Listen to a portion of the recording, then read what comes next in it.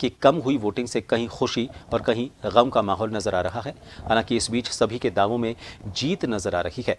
पेश है एक रिपोर्ट।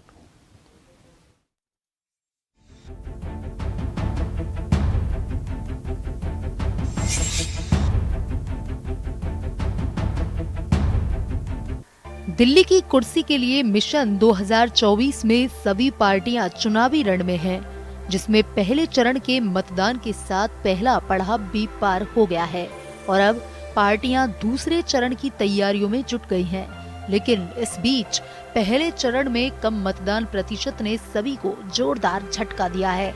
हालात ये हैं कि पार्टियों से लेकर नेताओं और जनता के बीच दूसरे चरण की तैयारियों से ज्यादा पहले चरण की वोटिंग की चर्चा ज्यादा हो रही है।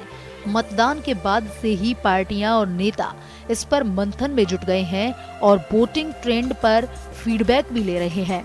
उधर सूबे के मुख्यमंत्री भजनलाल शर्मा ने सभी सीटों पर जीत का एक बार फिर से दावा किया है। हमें पूरी तरह से भरोसा है और जनता ने जिस तरह से वोट किया है और हमने देखा है, वोट परसेंटेज किन्हीं कारण से थोड़ा कम रही।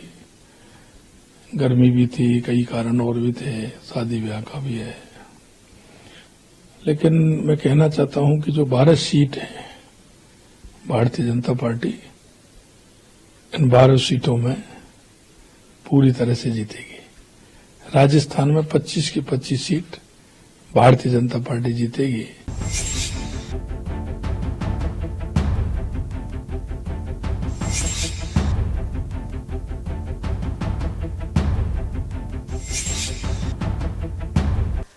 राजस्थान के पहले चरण में वर्ष 2019 और 2014 के मुकाबले जनता में मतदान के प्रति रुझान कम नजर आया। यही वजह है कि पहले चरण की 12 सीटों पर वोटिंग प्रतिशत 57.88% पर ही अटक गया, जो कि पिछले चुनाव के मुकाबले लगभग 6% तक कम है। साथ ही पहले चरण की सभी लोकसभा सीटों पर भी पिछले लोकसभा चुनाव के मुकाबले वोटिंग कम रही है, जो कि वोटिंग ट्रेंड और जनता की वोटिंग से बेरुखी को भी दर्शाता है। हालांकि जनता ने वोटिंग से छुट्टी ली तो उधर मानो कांग्रेस को जीवन घुट्टी मिल गई हो।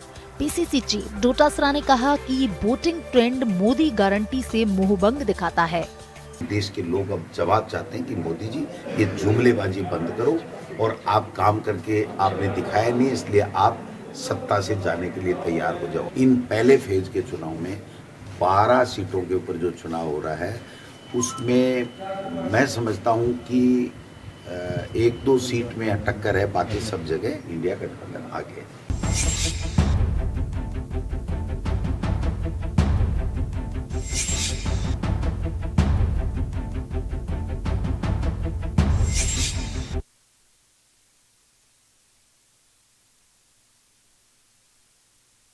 माथे पर चिंता की लकीरें साफ नजर आ रही हैं। सार्वजनिक नहीं पर अंदर खाने सभी इस बात की टोह ले रहे हैं कि आखिर किसका वोट पोलिंग बूथ तक नहीं पहुंचा। और जनता के बीच चर्चा ये भी है कि मतदान से की गई छुट्टी आखिर किसको देगी जीवन घुट्टी।